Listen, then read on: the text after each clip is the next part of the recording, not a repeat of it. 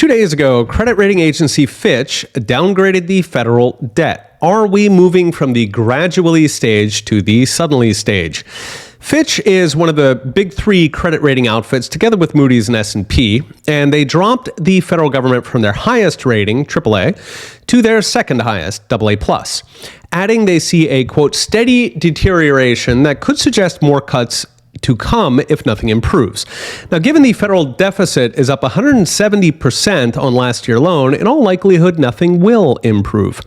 The proximate cause of the downgrade, of course, was rising federal debt. Fitch estimates it will hit 118% of GDP by 2025, which is more than 2.5 times the AAA country median of 39%. So it was already a friend rating.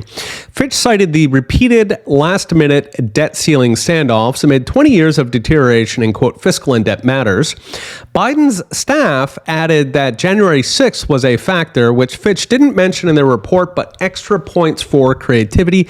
Note, this kind of downgrade did happen once before, in the 2011 debt ceiling clash, that time by S&P.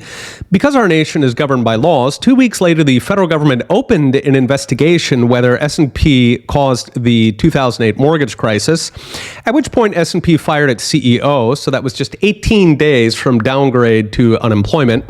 Even NBC, which wasn't quite as bootlicky back then, connected the dots and questioned the timing. So we will see if any Fitch executives get that pink slip, but so far the administration has, of course, strongly disagreed with the downgrade, with Janet Yellen saying Fitch used, quote, outdated numbers, to which Zero Hedge responded, yes, they are outdated. Debt payments have actually doubled to roughly $1 trillion, and the CBO, Congressional Budget Office, is now projecting a $50 trillion national debt. So what is the impact of the downgrade? In theory, higher interest rates on government debt, meaning a rise in that $1 trillion we already spend on debt service, itself on track to $1.6 trillion this year.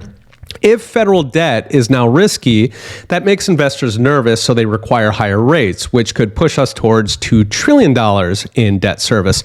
By the way, the entire federal government only collects about twice that, $4.8 trillion, meaning almost half of every tax dollar could soon go to servicing, not paying off mine, just servicing old debt. Still, it is worth noting that last time in 2011, the opposite happened. Stocks fell, but treasuries and the dollar actually rose in a flight to safety typical of any crisis. So near term, that could happen again, even if longer term is a weaker dollar and higher debt interest. The fundamental issue here is that the U.S. government is spending like a drunk sailor with a stolen credit card. They're also drinking like drunk sailors. And even intimidation of credit rating agencies is not hiding the fact. I would not hold my breath for anything to change. The feds will just pay any higher interest with yet more debt. As always, accelerating the crash instead of fixing it, kicking that can over and over until you kick it and it doesn't budge. Okay, we'll be watching. See you next time.